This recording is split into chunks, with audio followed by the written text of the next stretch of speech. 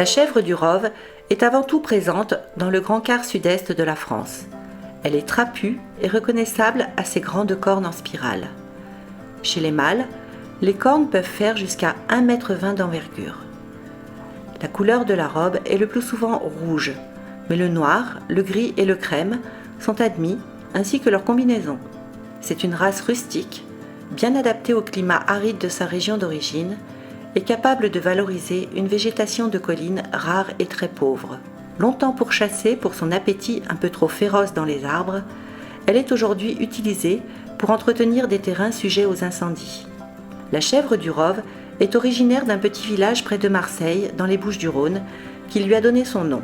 Cette race se rencontrait souvent au sein des grands troupeaux ovins de Provence qui, l'été, transhumaient dans les Alpes. L'arrêt de la transhumance à pied a failli faire disparaître cet animal. Devant l'urgence des mesures à prendre pour la sauvegarder, quelques éleveurs et passionnés de la race ont créé l'Association de défense des caprins du Rove. Depuis, elle bénéficie d'un programme de conservation et les effectifs de la Rove ont bien progressé pour atteindre près de 10 000 mères. La chèvre du Rove est une race mixte, aussi bien utilisée pour sa production de viande de cabri que de lait. La faible production laitière de cette chèvre est compensée par la richesse de son lait, apprécié par les éleveurs fromagers. La brousse du Rove est le produit emblématique de cette race. Ce fromage frais est reconnu en appellation d'origine protégée depuis juin 2020.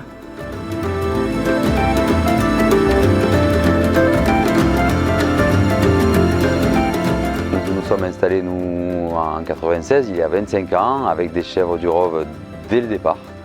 Parce que la structure de la ferme, la zone non irrigable, très sèche et boisée, semblait comme une évidence que les chèvres du Rove étaient celles qui étaient les plus capables de valoriser ce milieu-là. Le climat étant très sec et l'irrigation étant interdite dans l'AOP, il n'y avait pas d'autre choix que cette race-là. En dehors de ses caractéristiques esthétiques, il y a un intérêt aussi évidemment à préserver une race locale qui était à l'époque en voie d'extinction. Le fait que cette race-là soit exclusivement utilisée pour la fabrication de cette AOP et dans ces conditions-là permet aussi d'avoir un lait avec des caractéristiques organoleptiques qu'on ne trouve pas dans d'autres races et qui nous a d'ailleurs permis, c'est sûr, d'obtenir ce label de qualité.